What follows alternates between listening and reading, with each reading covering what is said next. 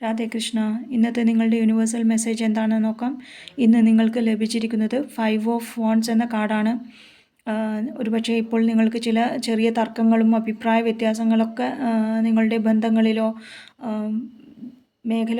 നിങ്ങളുടെ മേഖലകളിലോ ഒക്കെ നേരിടേണ്ടി വന്നേക്കാമെന്നും അതിന് ചില വിട്ടുവീഴ്ചകളൊക്കെ ചെയ്ത് സഹകരണത്തോടെയും സമാധാനത്തോടെയും മുന്നോട്ട് പോകാനാണ് യൂണിവേഴ്സ് പറയുന്നത്. അങ്ങനെ ക്ഷമയോടെയും മുന്നോട്ട് പോകുമ്പോൾ നിങ്ങളുടെ ബാഹ്യവും ആന്തരികവുമായ സംഘർഷങ്ങളിൽ നിന്നെല്ലാം മോചനത്തിന് വേണ്ടി മുന്നോട്ട് പോകുമ്പോൾ എന്ത് ഗൈഡൻസ് ആണ് യൂണിവേഴ്സ് തരുന്നതെന്ന് ചോദിച്ചപ്പോൾ വന്നത് ദ ഹെർമിറ്റ് എന്ന മേജർ ആർക്കാന കാർഡാണ്.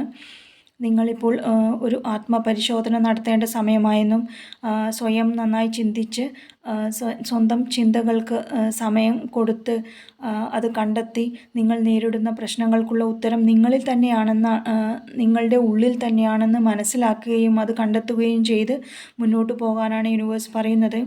അങ്ങനെ നിങ്ങളുടെ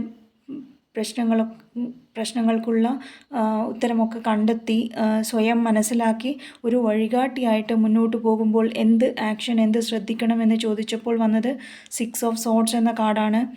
ഇനി ഒരു ശാന്തമായ ഒരു പുതിയ തുടക്കത്തിലേക്കുള്ള യാത്രയാണെന്നാണ് പറയുന്നത്.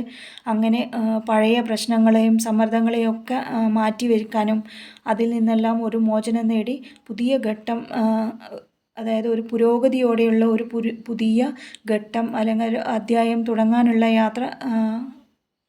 യാത്ര ചെയ്യുകയാണെന്നാണ് യൂണിവേഴ്സ് പറയുന്നത്. Thank you.